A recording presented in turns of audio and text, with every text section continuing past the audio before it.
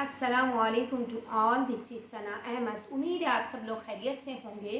الحمدللہ آپ لوگ کی دعاؤں سے میں بھی خیریت کے ساتھ ہوں اور ایک اور ڈیلی بلاگ کے ساتھ حاضر خدمت تھی۔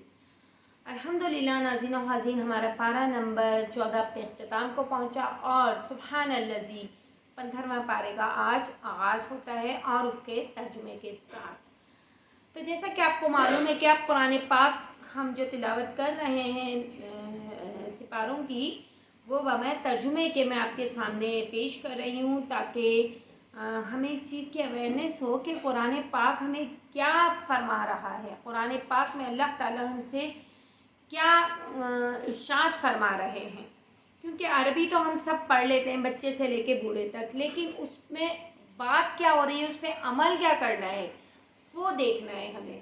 اور وہ مجھ سمیت بہت سے لوگوں کو اس چیز کی اویئرنیس نہیں، تو لہٰذا میرے دل میں یہ خیال آیا کہ کیوں نہ میں ترجمے کے ساتھ اب جو میں قرآن شریف جو سپارے پڑھا رہی ہوں، میرے خیال میں 13ویں وما ابر رہی ہوں، اس سے میں ترجمہ آپ کے سامنے پیش کر رہی ہوں۔ تو اس سے بہت سی باتیں اور بہت سے واقعات اور بہت سے انبیاء اولیاء کے قصے ہمارے سامنے آ رہے ہیں جن سے ہم ناواقف تھے۔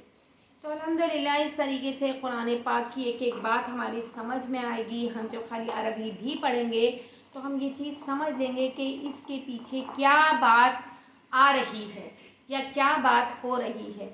تو آئیے ہم اپنے سبق کا باقاعدہ آغاز حسب معمول تعوذ اور تسمیہ سے کریں گے، اور اس سے پہلے ہم اللہ تعالیٰ کی حمد و ثنا ضرور کریں گے۔ اعوذ باللہ من الشیطان الرجیم، بسم اللہ الرحمن الرحیم۔ بے شک تمام تعریف اللہ تعالیٰ کے لیے ہے جو مالک سارے جہاں والوں کا، روز جزا کا مالک۔ ہم تیری ہی عبادت کرتے ہیں اور تجھ سے ہی مدد چاہتے ہیں۔ ہم کو سیدھا راستہ چلا، راستہ ان کا جن پر تو نے انعام کیا، نہ کہ ان کا جن پر غضب ہوا اور نہ بہکے ہوں گا۔ الہی قبول فرما، آمین ثم آمین۔ تو آئیے ناظرین و حاضرین 15واں پارہ سبحان الذی کا آغاز کرتے ہیں بمائے ترجمے کے ساتھ۔ 15واں پارہ سورہ بنی اسرائیل سے شروع ہو رہا ہے، جس میں 111 آیتیں اور 12 رکوع ہیں۔ اعوذ باللہ من الشیطان الرجیم، بسم اللہ الرحمن الرحیم۔ سبحان الذي أسرى بعبده ليلا من المسجد الحرام إلى المسجد الأقصى الذي باركنا حوله لنريه من آياتنا إنه هو السميع البصير۔ شروع اللہ تعالیٰ کا نام لے کر جو بڑا مہربان نہایت رحم کرنے والا ہے۔ وہ ذات پاک ہے جو ایک رات اپنے بندے کو مسجد الحرام یعنی خانہ کعبہ سے مسجد اقصی یعنی بیت المقدس تک، جس کے ارد گرد ہم نے برکتیں رکھی ہیں، لے گیا تاکہ ہم اسے اپنی قدرت کی نشانیاں دکھائیں۔ بے شک وہ سننے والا اور جاننے والا ہے اور دیکھنے والا ہے۔ سمیع البصیر، سننے والا اور بصیر، دیکھنے والا ہے۔ وَآتَيْنَا مُوسَى الْكِتَابَ وَجَعَلْنَاهُ هُدًى لِبَنِي إِسْرَائِيلَ أَلَّا تَتَّخِذُوا مِن دُونِي وَكِيلًا ذُرِّيَّةَ مَنْ حَمَلْنَا مَعَ نُوحٍ إِنَّهُ كَانَ عَبْدًا شَكُورًا۔ اور ہم نے موسیٰ کو کتاب عنایت کی تھی اور اس کو بنی اسرائیل کے لیے رہنما مقرر کیا تھا کہ میرے سوا کسی کو کارساز نہ ٹھہرانا۔ اے ان لوگوں کی اولاد جن کو ہم نے نوح کے ساتھ کشتی میں سوار کیا تھا، بے شک نوح ہمارے شکر گزار بندے تھے۔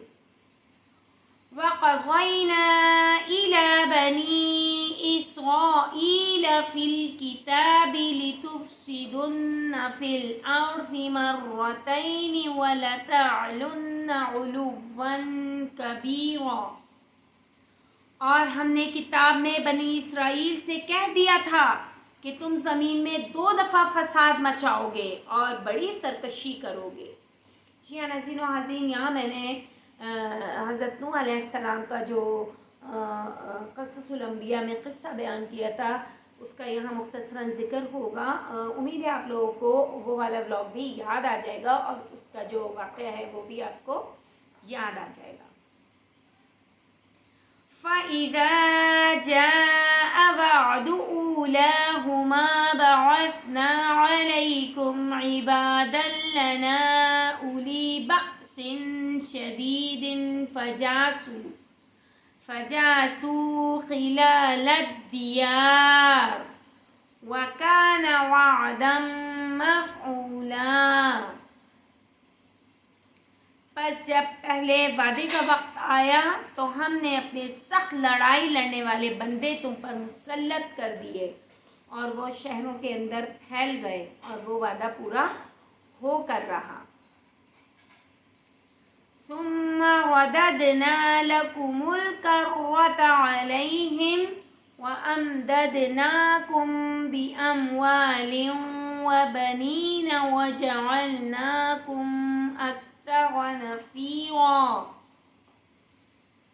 اور ہم نے دوسری بار تم کو ان پر غلبہ دیا اور مال اور بیٹوں سے تمہاری مدد کی اور تم کو جماعت کثیر بنا دیا۔ ان احسنتم احسنتم لانفسکم وان اسأتم فلها فاذا جاء وعد الآخرة ليسوءوا وجوهكم وليدخلوا المسجد كما دخلوه أول مرة وَلِيُتَبِّرُوا مَا عَلَوْا تَتْبِيرًا۔ اور اگر تم نیکوکاری کرو گے تو اپنی جانوں کے لیے کرو گے اور اگر اعمال بد کرو گے تو ان کا وبال بھی تمہاری ہی جانوں پر ہوگا، مطلب نقصان بھی تمہاری ہی جانوں کو ہوگا۔ پھر جب دوسرے وعدے کا وقت آیا تو ہم نے پھر اپنے بندے بھیجے تاکہ تمہارے چہرے کو بگاڑ دیں، اور جس طرح پہلی دفعہ مسجد بیت المقدس میں داخل ہو گئے تھے اسی طرح پھر اس میں داخل ہو جائیں اور جس چیز پر غلبہ پائیں اسے تباہ کر دیں۔ عَسَىٰ رَبُّكُمْ أَن يَرْحَمَكُمْ وَإِنْ عُدْتُمْ عُدْنَا وَجَعَلْنَا جَهَنَّمَ لِلْكَافِرِينَ حَصِيرًا۔ امید ہے کہ تمہارا پروردگار تم پر رحم کرے، اور اگر تم پھر وہی حرکتیں کرو گے تو ہم بھی وہی پہلا سلوک کریں گے، اور ہم نے جہنم کو کافروں کے لیے قید خانہ بنا رکھا ہے۔ ان هذا القرآن يهدي للتي هي اقوم ويبشر المؤمنين الذين يعملون الصالحات ان لهم اجرا كبيرا۔ یہ قرآن وہ رستہ دکھاتا ہے جو سب سے سیدھا ہے، اور مومنوں کو جو نیک عمل کرتے ہیں بشارت دیتا ہے کہ ان کے لیے اجر عظیم ہے۔ وَأَنَّ الَّذِينَ لَا يُؤْمِنُونَ بِالْآخِرَةِ أَعْتَدْنَا لَهُمْ عَذَابًا أَلِيمًا۔ اور یہ بھی بتاتا ہے کہ جو آخرت پر ایمان نہیں رکھتے ان کے لیے ہم نے دکھ دینے والا عذاب تیار کر رکھا ہے۔ وَيَدْعُ الْإِنسَانُ بِالشَّرِّ دُعَاءَهُ بِالْخَيْرِ وَكَانَ الْإِنسَانُ عَجُولًا۔ اور انسان جس طرح جلدی سے بھلائی مانگتا ہے اسی طرح برائی مانگتا ہے، اور انسان جلد باز پیدا ہوا ہے۔ جی ہاں، یہاں دیکھیے حضرت آدم علیہ السلام نے بھی جلد بازی میں شیطان کے بہکاوے میں آ کر جنت میں وہ درخت کے پاس چلے گئے تھے، وہ پھل کھا لیا تھا جس کا اللہ تعالیٰ نے انہیں سختی سے منع کیا تھا۔ تو انسان بڑا جلد باز ہے، اس کو اپنی اس جلد بازی پر قابو پانا ہے۔ وَجَعَلْنَا اللَّيْلَ وَالنَّهَارَ آيَتَيْنِ فَمَحَوْنَا آيَةَ اللَّيْلِ وَجَعَلْنَا آيَةَ النَّهَارِ مُبْصِرَةً لِتَبْتَغُوا فَضْلًا مِّن رَّبِّكُمْ وَلِتَعْلَمُوا عَدَدَ السِّنِينَ وَالْحِسَابَ وَكُلَّ شَيْءٍ فَصَّلْنَاهُ تَفْصِيلًا۔ اور ہم نے دن اور رات کو نشانیاں بنایا ہے، رات کی نشانی کو تاریک بنایا اور دن کی نشانی کو روشن، تاکہ تم اپنے پروردگار کا فضل یعنی روزی تلاش کرو اور برسوں کا شمار اور حساب جانو۔ اور ہم نے ہر چیز کی بخوبی تفصیل کر دی ہے۔ سبحان اللہ۔ مطلب یہاں اللہ تعالیٰ کو اپنے بندوں سے کس قدر محبت ہے، کس قدر چاہت ہے کہ اس نے دن رات مقرر کر دیے انسان کے لیے۔ دن میں وہ اپنا روزی رزق تلاش کرتا ہے، اللہ کا فضل، اللہ کی برکت ڈھونڈتا ہے، اور رات کو وہ آرام کرتا ہے۔ جب رات کی تاریکی چھا جاتی ہے تو پھر انسان آرام کے سوا اور کچھ نہیں کر سکتا۔ تو اللہ تعالیٰ نے دن اور رات کس طریقے سے انسان کے لیے مقرر کر دیے ہیں، یہ ایک بہت بڑی نشانی ہے قدرت کی۔ اگر انسان عقل رکھے، سمجھ بوجھ رکھے، تو دیکھیے ہماری زندگی چلتی پھرتی قدرت کی نشانیاں ہماری زندگی میں موجود ہیں، لیکن انسان وہی ہے عقل کو اپنا استعمال کرے اور ہر لمحے اللہ تعالیٰ کا شکر بجا لائے، اس کی نعمتوں کا شکر ادا کرے کہ اللہ تعالیٰ نے اگر چاہا ہے تو یہ آپ سے میں بات کر رہی ہوں، آپ مجھے دیکھ رہے ہیں، آپ مجھے سن رہے ہیں، میں آپ کو بیان کر رہی ہوں، آپ سے مخاطب ہوں، میری پلک جھپک رہی ہے، میں سانس لے رہی ہوں، میں کچھ سن رہی ہوں، میں بول رہی ہوں، میں دیکھ رہی ہوں۔ تو یہ سب اللہ تعالیٰ کی قدرت کی نشانیاں نہیں تو اور کیا ہے؟ لیکن انسان بڑا بے عقل ہے، وہ یہ سمجھ بوجھ رکھتا ہی نہیں، چاہے وہ مسلم ہو یا نان مسلم ہو۔ اس کو سوچنا چاہیے، بڑی بڑی چیزیں تو ایک طرف، اپنے آپ پر اگر نظر ڈالے تو انسان سبحان اللہ، ماشاء اللہ اور الحمدللہ کے سوا دن رات اور کچھ نہیں کرے۔ اور بے شک اللہ تعالیٰ کو ہم سے یہی چیز ریکوائرڈ ہے، اللہ تعالیٰ ہم سے یہی چیز کی فرمائش کرتے ہیں، یہی چیز کی درخواست ہے کہ ہم اللہ تعالیٰ کا ہر لمحے شکر ادا کریں، اٹھتے بیٹھتے، کھاتے پیتے، سوتے جاگتے، چلتے پھرتے، ہر لمحے اللہ پاک کا شکر بجا لائیں، اس کی نعمتوں کا شکر ادا کریں۔ وہ سورہ رحمان میں بیان ہے کہ فَبِأَيِّ آلَاءِ رَبِّكُمَا تُكَذِّبَانِ، اور تم میری کن کن نعمتوں کو چھٹلاؤ گے، ہم کن کن نعمتوں سے آنکھیں موڑیں؟ نعوذ باللہ، نہیں، ہم اشرف المخلوقات علم کی بنیاد پر ہیں، اور علم انسان کی عقل کی بنیاد پر اس کو عطا ہوا ہے۔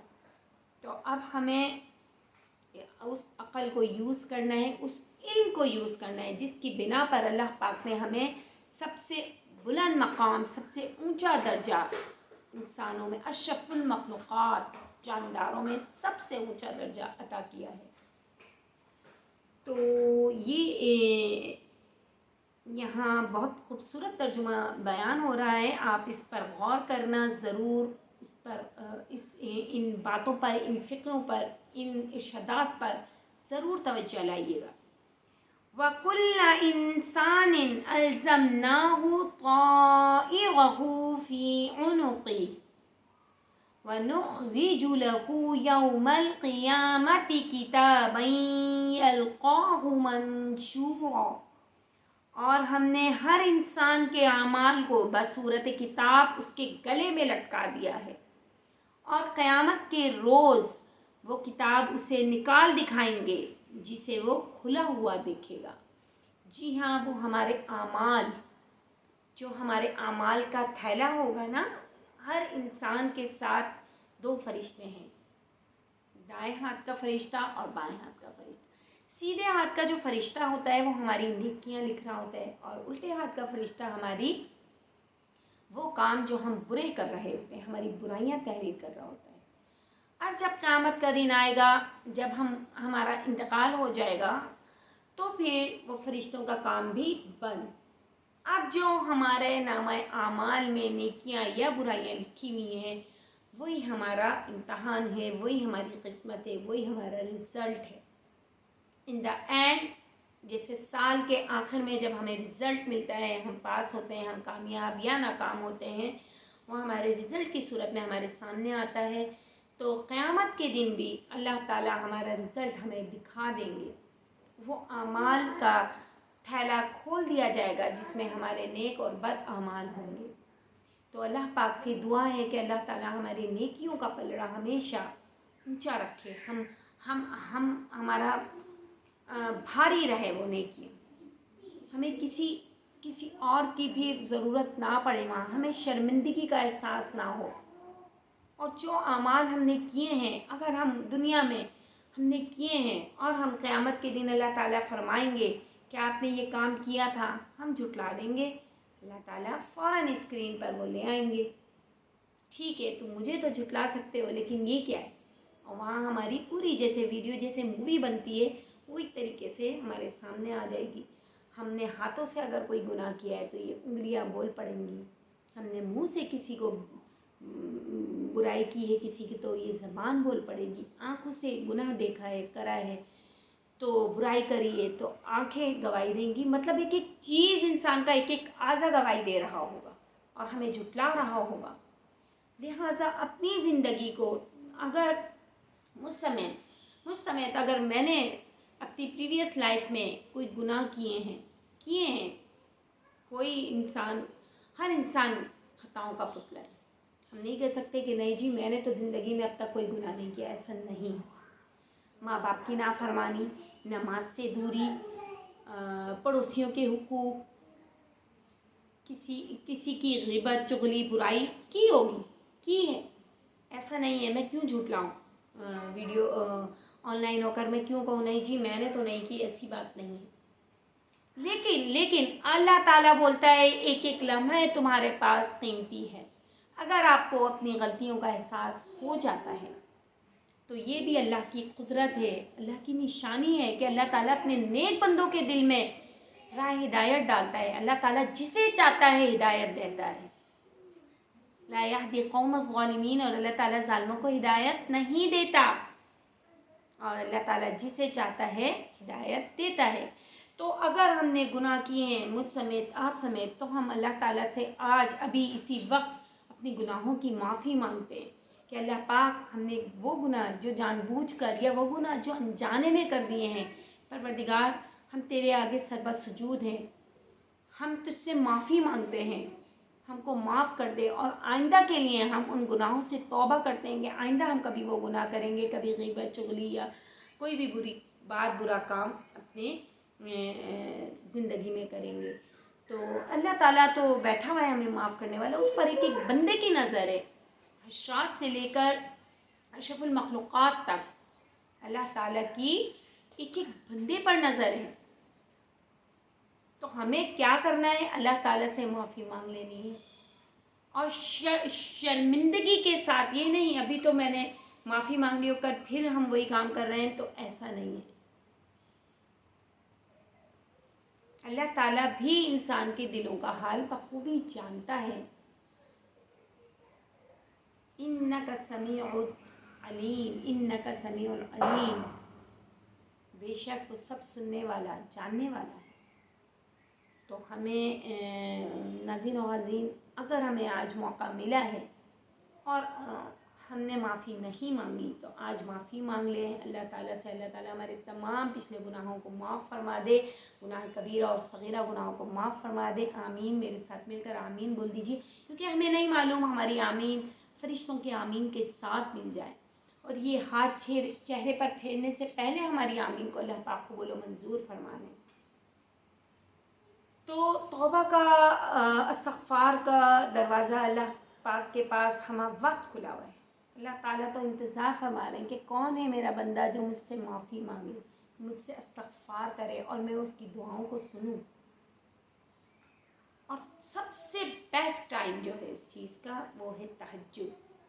اللہ تعالیٰ کو اپنا وہ بندہ بے انتہا پسند ہے جو اپنی رات کو کی تھکاوٹ کو، نیند کو ترک کرتا ہے، چھوڑتا ہے، اور ایک اللہ کے لیے جو وحدہ لا شریک ہے اس کے لیے جانماز بچھا کر بیٹھ جاتا ہے، عبادت کرتا ہے، نفل پڑھتا ہے، اور اللہ تعالیٰ سے پھر جو دعا مانگتا ہے، پھر اللہ تعالیٰ خود تہجد کے وقت زمین پر موجود ہوتے ہیں اور اس بندے کی دعا کو فی الفور قبول فرماتے ہیں۔ وہ دعا تو رد ہی نہیں ہوتی جو تہجد میں مانگی جائے۔ دیکھیں اللہ تعالیٰ نے ہمیں ایک نیکی کا راستہ بتا دیا ہے، ایک سیدھا راستہ دکھا دیا ہے، لیکن ہم پھر بھی تہجد میں نہیں اٹھتے۔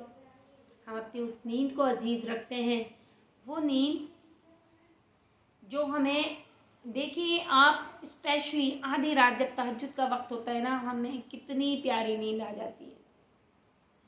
یہ نیند ہمیں کون دے رہا ہے؟ یہ شیطان ہمیں بڑا خوبصورت طریقے سے سلا رہا ہے۔ جو میری آپی جان ہیں مدرسے کی جو آنر ہیں، بڑی اچھی بات بولتی ہیں کہ شیطان بڑا چالاک ہے، وہ ہمارے ہاتھ پاؤں کو اتنا اچھا دبا رہا ہوتا ہے کہ ہمیں نیند، مزے کی نیند آ جائے۔ جیسے اگر میں تھکی ہوئی ہوتی ہوں، اپنے بچوں کو بولتی ہوں بیٹا میرے پاؤں کو دبا دو، تھوڑا سا پاؤں میں تکلیف ہو رہی ہے، بچے دباتے ہیں تو واقعی میں سو جاتی ہوں۔ اسی طریقے سے شیطان پوری رات ہماری خدمت میں لگا رہتا ہے کہ میں کسی نہ کسی طریقے سے اس بندے کو سلاتا رہوں اور یہ اللہ کی طرف راغب نہ ہو، اللہ کی عبادت کی جانب نہ آئے، کیونکہ اس نے تو اللہ تعالیٰ سے وعدہ لیا ہوا ہے۔ اللہ تعالیٰ کو اس نے کھلا چیلنج کیا ہے کہ مجھے تا قیامت تک زندہ رکھنا، پھر دیکھنا میں آپ کے بندے کو کس طریقے سے بہلاتا ہوں، پھسلاتا ہوں، اور کس طریقے سے اس کو نیکی سے ہٹاتا ہوں۔ تو اللہ تعالیٰ نے بھی اس کو کہا کہ جو میرا بندہ ہوگا وہ تیرے بہکاوے میں نہیں آئے گا۔ اب ہمیں یہ ریئلائز کرنا ہے کہ ہم کس کے بندے ہیں۔ آیا ہم اللہ تعالیٰ کے بندے ہیں یا اس شیطان مردود کے جو ہمیں وقت ہمارے پیچھے لگا ہوا ہے، ہمارے دائیں بائیں آگے پیچھے اوپر نیچے چاروں طرف سے ہم پر وار کر رہا ہے۔ تو یہاں یہ بات قابل غور ہے، قابل فکر ہے کہ ہمیں اپنا محاصرہ خود کر لینا ہے۔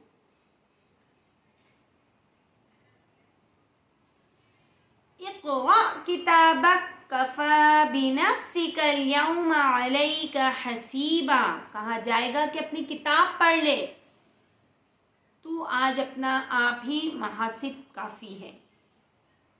من اهتدى فإنما يهتدي لنفسه ومن ذل فإنما يذل عليها ولا تزر وازرة وزر أخرى وما كنا معذبين حتى نبعث رسولا۔ جو شخص ہدایت اختیار کرتا ہے تو اپنے لیے اختیار کرتا ہے، اور جو گمراہ ہوتا ہے تو گمراہی کا ضرر بھی اسی کو ہوگا، نقصان بھی اسی کو ہوگا، اور کوئی شخص کسی دوسرے کا بوجھ نہیں اٹھائے گا۔ اور جب تک ہم پیغمبر نہ بھیج لیں عذاب نہیں دیا کرتے۔ مطلب اللہ تعالیٰ نے کسی قوم پر کبھی اس صورت میں عذاب نہیں دیا جب تک اس قوم میں کوئی پیغمبر نہ بھیجا ہو۔ پہلے اپنا پیغام پیغمبروں کے ذریعے پہنچایا۔ پیغمبر کہتے ہی پیغام لانے والے کو، اپنے نبی، اپنے رسولوں کو بھیجا، اپنے پیغمبروں کو بھیجا کہ فلاں قوم میں جاؤ اور اس قوم کو میرا پیغام پہنچاؤ۔ پھر اگر وہ راہ راست پر نہیں آتے تو میں جانوں اور وہ جانے، پھر پیغمبر کا کام ختم۔ ان کو اللہ تعالیٰ دوسری بستی کی جانب گامزن کر دیتے ہیں، ان کو بحفاظت دوسری جانب نکال دیا جاتا ہے، اور پھر اس بستی پر ایسا عذاب نازل ہوتا ہے جو قرآن میں محفوظ ہے. ہر انبیاء کو، ہر قوم کے نبی کو جنہوں نے اپنا نبی اللہ تعالیٰ کا پیغام پہنچایا مگر وہ قوم راہ راست پر نہیں آئی، تو اس قوم کے ساتھ اللہ تعالیٰ نے کیا معاملہ کیا وہ تمام اس کتاب میں، قرآن پاک میں موجود ہے. آگے پڑھتے ہیں. وَإِذَا أَرَدْنَا أَن نُهْلِكَ قَرْيَةً أَمَرْنَا مُتْرَ فِيهَا فَفَسَقُوا فِيهَا فَحَقَّ عَلَيْهَا الْقَوْلُ فَدَمَّرْنَاهَا تَدْمِيرًا. اور جب ہمارا ارادہ کسی بستی کے ہلاک کرنے کا ہوا تو وہاں کے آسودہ لوگوں کو فواحش پر معمور کر دیا تو وہ نافرمانیاں کرتے رہے، پھر اس پر عذاب کا حکم ثابت ہو گیا اور ہم نے اسے ہلاک کر ڈالا. وَكَمْ أَهْلَكْنَا مِنَ الْقُرُونِ مِنْ بَعْدِ نُوحٍ وَكَفَى بِرَبِّكَ بِذُنُوبِ عِبَادِهِ خَبِيرًا بَصِيرًا. اور ہم نے نوح کے بعد بہت سی امتوں کو ہلاک کر ڈالا، اور تمہارا پروردگار اپنے بندوں کے گناہوں کو جاننے اور دیکھنے والا کافی ہے. اللہ تعالیٰ ہم سب پر نظر رکھے ہوئے، وہ بڑا کارساز ہے، وہ ہم سب کے لیے کافی ہے. اس کو کسی دوسرے کی طلب نہیں، خواہش نہیں، کسی دوسرے کو شریک نہیں. کیوں کہتے ہیں اللہ تعالیٰ وحدہ لا شریک ہے، وہ ایک ہے، اس کے ساتھ کوئی شریک نہیں. ہم نہیں کہہ سکتے ورنہ ہم مشرک ہو جائیں گے کہ یہ دنیا کا نظام ایک اللہ کیسے چلا سکتا ہے، اس پوری دنیا پہ اللہ تعالیٰ کی نظر کیسے ہے. اللہ تعالیٰ بخوبی جانتا ہے، دیکھتا ہے، سنتا ہے، سمجھتا ہے، کافی ہے، کارساز ہے ہم سب کے لیے، اس کو کسی کی ضرورت نہیں. من كان يريد العاجلة عجلنا له فيها ما نشاء لمن نريد ثم جعلنا له جهنم يصلاها مذموما مدحورا. جو شخص دنیا کی آسودگی کا خواہش مند ہو تو ہم اس میں سے جسے چاہتے ہیں اور جتنا چاہتے ہیں جلد دے دیتے ہیں، پھر اس کے لیے جہنم کو ٹھکانہ مقرر کر رکھا ہے جس میں وہ نفرین سن کر اور درگاہ الہی سے راندہ ہو کر داخل ہوگا. وَمَنْ أَرَادَ الْآخِرَةَ وَسَعَى لَهَا سَعْيَهَا وَهُوَ مُؤْمِنٌ فَأُولَئِكَ كَانَ سَعْيُهُمْ مَشْكُورًا. اور جو شخص آخرت کا خواستگار ہو اس میں اتنی کوششیں کرے جتنی اسے لائق ہے، اور وہ مومن بھی ہو تو ایسے ہی لوگوں کی کوشش ٹھکانے لگتی ہے، صحیح جگہ پر لگتی ہے. كُلًّا نُمِدُّ هَؤُلَاءِ وَهَؤُلَاءِ مِنْ عَطَاءِ رَبِّكَ وَمَا كَانَ عَطَاءُ رَبِّكَ مَحْظُورًا. ہم ان کو اور ان کو سب کو تمہارے پروردگار کی بخشش سے مدد دیتے ہیں، اور تمہارے پروردگار کی بخشش کسی سے رکی ہوئی نہیں. تو ناظرین و حاضرین، یہاں ہم اپنے سبق کا اختتام کریں گے آیت نمبر 20 تک. جی ہاں، ہم نے سورہ بنی اسرائیل آیت نمبر 20 پر اپنے آج کے سبق کا اختتام کیا. اور دیکھیے اللہ تعالیٰ نے کس طریقے سے کھلی نشانیاں بیان فرما دی ہیں، کس طریقے سے حضرت نوح علیہ السلام کو بنی اسرائیل میں بھیجا، اور کس طریقے سے حضرت نوح کی قوم نے بدکاری کی، جھوٹ سرکشی پر اڑے رہے، آپ کی باتوں کو نہیں مانا. آپ جو پیغام اللہ تعالیٰ کا لائے تھے کہ ایک اللہ کی عبادت کرو، اس کے ساتھ کسی کو شریک مت ٹھہراؤ. وہ سب کچھ سننے والا جاننے والا ہے، مگر وہ کہتے تھے آپ جھوٹ بول رہے ہیں. حضرت نوح علیہ السلام کو جھٹلا دیا کرتے تھے کہ یہ دنیا کا کائنات کا نظام، یہ دنیا کا نظام کس طریقے سے ایک ذات چلا سکتی ہے. اور وہ کہتے تھے کہ ہم کیوں اپنے جو باپ دادا جو کرتے آئے ہیں عبادت بتوں کی پوجتے آئے ہیں، تو ہم ان کو کیسے چھوڑ سکتے ہیں.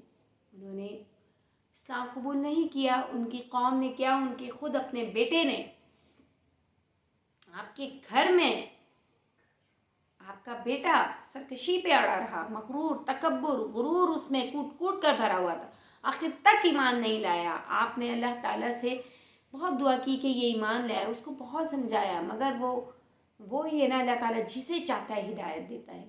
اس نے اسلام قبول نہیں کیا، ایمان نہیں لایا. اللہ تعالیٰ کا حکم ہوا کہ اپنے نیک بندوں کو لے کر یہاں سے نکل جاؤ، اس بستی سے، اس کشتی میں سوار ہو جاؤ.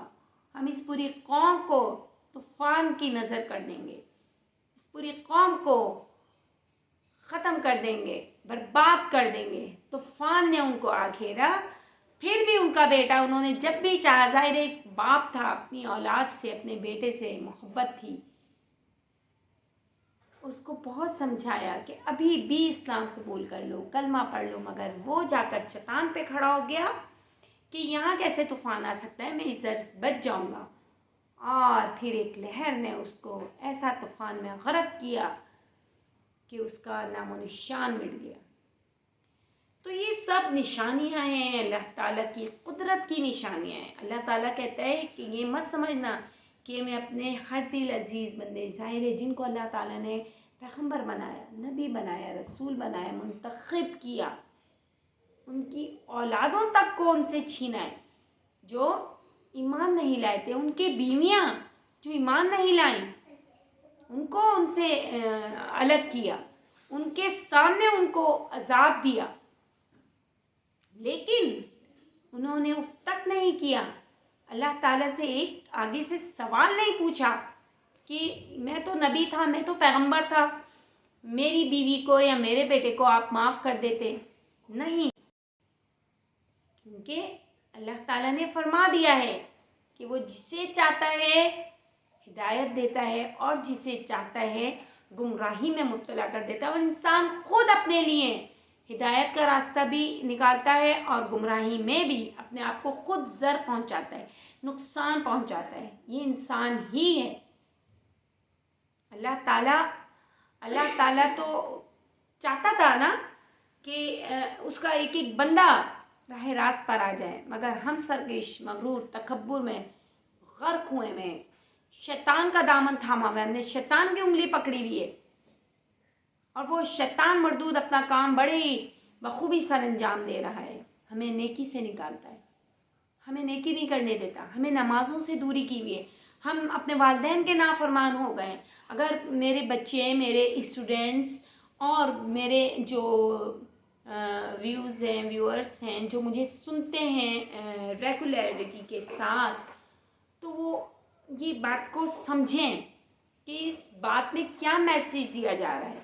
یہ کوئی میں میسیج اپنے پاس سے نہیں دے رہی. آپ دیکھ رہے ہیں میرے پاس پاک کتاب قرآن پاک ہے جس پر ہم سب کا ایمان ہے. اگر ہم اس پر ایمان نہیں لاتے تو ہم پھر کافر ہیں، منکر ہیں، مشرک ہیں. لہٰذا الحمدللہ ہم ایمان لاتے ہیں اس کتاب پر اور اس کی لکھی ہوئی ایک ایک تحریر پر جو اللہ پاک نے ارشاد فرما دیا ہے، ان تمام باتوں پر ایمان لاتے ہیں تو ہم مسلمان ہیں. تو ہم نے اس کتاب میں پڑھ لیا ہے کہ اللہ تعالیٰ جسے چاہتا ہے گمراہ کر دیتا ہے اور جسے چاہتا ہے گمراہی سے نکال کر سیدھے راستے پر لے آتا ہے. دیکھیے ہمارے مثالیں ہیں ہمارے نبی پاک صلی اللہ علیہ وآلہ وسلم کے چچا ابو جہل، ابو لہب اسلام قبول نہیں کیے. آپ کو اپنے چچاؤں سے بے انتہا محبت تھی، لیکن حضرت حمزہ نے اسلام قبول کیا. آپ کو اپنے چچاؤں سے بے انتہا محبت تھی، آپ نے چاہا، آپ نے بہت کوششیں کی، لیکن اللہ تعالیٰ نے ان کے دلوں پر مہر لگا دی، ان کے کانوں پر، ان کی آنکھوں پر، ان کے دلوں پر مہر لگا دی، قفل لگا دیے، تالے ڈال دیے. وہ دیکھنے، سننے، سمجھنے کی صلاحیت سے بہرمند ہو گئے. تو ناظرین و غازین، میرے وہ اسٹوڈنٹ جو مجھے سنتے ہیں، میرے وہ عزیز ترین بہن بھائی، خواتین و حضرات جو نہ صرف سنتے ہیں، سمجھتے ہیں، بلکہ ان باتوں پر عمل بھی کرتے ہیں اور ان چیزوں کو اپنی روزمرہ زندگی پر حاوی رکھتے ہیں کہ ہاں ہم کس کٹہرے میں کھڑے ہیں. آیا جو ہمیں بتایا جا رہا ہے ہم اس کے اہل ہیں یا نہیں؟ آپ یہ دیکھیے، ہمارا پور ہمارا رواں رواں یقین کیجئے برائیوں میں مبتلا ہے. ہم اٹھتے بیٹھتے سوتے، آنکھ کھلتے ہی برائی، موبائل ہاتھ میں. یہ برائی نہیں تو اور کیا ہے؟ موبائل میں کیا ہم کوئی دین کی باتیں دیکھ رہے ہیں؟ ڈرامے چل رہے ہیں، فلمیں چل رہی ہیں، فحاشیاں چل رہی ہیں. تو آنکھ کھلتے ہی ہم اللہ تعالیٰ کا نہ صرف بلکہ شکر ادا کریں ہم یہ کام کر رہے ہیں. تو ہم تو اٹھتے بیٹھتے جاگتے چلتے پھرتے برائیوں میں مبتلا ہیں. تو ہمیں ان برائیوں پر کس طریقے سے قابو پانا ہے؟ نماز کی صورت میں، قرآن کی صورت میں، اس کے ترجمے کی صورت میں، اس پر عمل کرنے کی صورت میں. تو انشاءاللہ تعالیٰ دیکھیں ہم تھوڑا تھوڑا تھوڑا تھوڑا کرتے آہستہ آہستہ آہستہ ہم ایک مکمل نیک بندے بن سکتے ہیں. کیوں نہیں بن سکتے اگر ہم کوشش کریں تو؟ اپنی زندگی کو آپ اپنے لیے وقف نہیں کریں بلکہ اپنی زندگی کو دوسروں کے لیے وقف کر دیں تو آپ کو زندگی گزارنے کا مزہ آ جائے گا. آپ یہ دیکھیے کہ اگر ہم یہ سوچتے ہیں کہ ہماری زندگی دوسروں کے لیے ہیں، ہم دوسروں کے کام آئیں، تو آپ یقین کیجئے ناظرین و ناظرین ہمیں بڑا لطف آئے گا زندگی گزارنے میں. اور ڈے بائی ڈے ہمارا دل چاہے گا کہ بس پھر کل جلدی سے صبح آئے اور ہم پھر نیک کام کی جانب گامزن ہوں. تو انشاءاللہ تعالیٰ امید ہے آپ لوگوں کو آج کا ولاگ بھی اچھا لگے گا، آپ کو سمجھ بھی آیا ہوگا. اور مجھ سمیت ہم نے اپنی پریویس لائف پر نظر ڈالی تو کتنی گمراہیوں میں مبتلا تھے، کتنی جگہ ہم ناکام رہے ہیں، ان پر قابو پانا ہے. انشاءاللہ اللہ تعالیٰ کی ذات بہت بڑی ہے. وہ تو کہتا ہے میرا بندہ گناہ کرے پھر توبہ کرے میں قبول کروں گا، گناہ کرے پھر توبہ کرے میں قبول کرنے والا ہوں. لیکن ان دا اینڈ ہمیں اس گناہوں سے بچنا ہے. یہ نہیں اللہ تعالیٰ نے تو بول دیا ہے تو ہم بار بار گناہ وہی کام کرتے رہیں پھر توبہ کر لیں. تو ایسے بھی صورت میں اللہ تعالیٰ ہماری دعاؤں کو رد کر دیتے ہیں، سنتے نہیں ہیں. اللہ تعالیٰ ہمیں ہدایت دے رہا ہے تو ہم اپنے گناہوں سے معافی مانگ رہے ہیں نا. میں آج بیٹھ کر اپنے گناہوں سے معافی مانگتی ہوں اللہ تعالیٰ کے سامنے. اگر اللہ پاک نے مجھے ہدایت دی ہے، اس قابل سمجھا ہے. بہت سے لوگ تو کرتے رہتے ہیں گناہ اور پھر معافی توبہ بھی نہیں مانگتے. تو یہ ان لوگوں کے لیے ولاگ خاص طور پہ اہمیت کا حامل ہوگا جو لوگ ایسے ہیں. اور اللہ تعالیٰ میری دعا ہے کہ یہ میرا ولاگ ایسے لوگوں تک پہنچے. تو اس کے لیے آپ لوگوں کو زیادہ سے زیادہ لائک، شیئر، سبسکرائب کرنا ہے. اپنے فیملی میں، اپنے حلقہ احباب میں، اپنے دوستوں میں، اپنے ارد گرد میں لوگوں کو یہ ولاگ بھیجیں. اگر آپ نے مجھے سبسکرائب کیا ہوا ہے تو آپ آگے فارورڈ کریں. انشاءاللہ تعالیٰ یہ کام بھی بہت بڑا نیکی کا ہے اور صدقہ جاریہ ہے کہ کوئی ہم اچھی بات کسی کو پھیلا رہے ہیں، اللہ تعالیٰ کا پیغام پہنچا رہے ہیں. اللہ تعالیٰ مجھ سمیت ہم سب کو پانچوں وقت کا نمازی بنائے، تہجد گزار بنائے. ناظرین و حاضرین عصر کا ٹائم ہو رہا ہے، دعاؤں کا وقت ہے، اذانوں کا ٹائم ہے. اللہ پاک میری دعاؤں کو، تمام دعاؤں کو، جائز دعاؤں کو اپنی بارگاہ الہی میں، ہم سب کی دعاؤں کو اپنی بارگاہ الہی میں قبول فرمائے اور ہم سب کو پانچوں وقت کا نمازی، تہجد گزار، قرآن پاک کو تجوید کے ساتھ پڑھنے والا اور اس پر عمل کرنے والا بنائے اور ہمیں راہ راست پر لے آئے، برائیوں کو ہم سے دور کر دے. تو انشاءاللہ تعالیٰ ہم ایک نیک زندگی کی جانب گامزن فرما دے ہمیں. آمین ثم آمین. وآخر دعوانا ان الحمد للہ رب العالمین.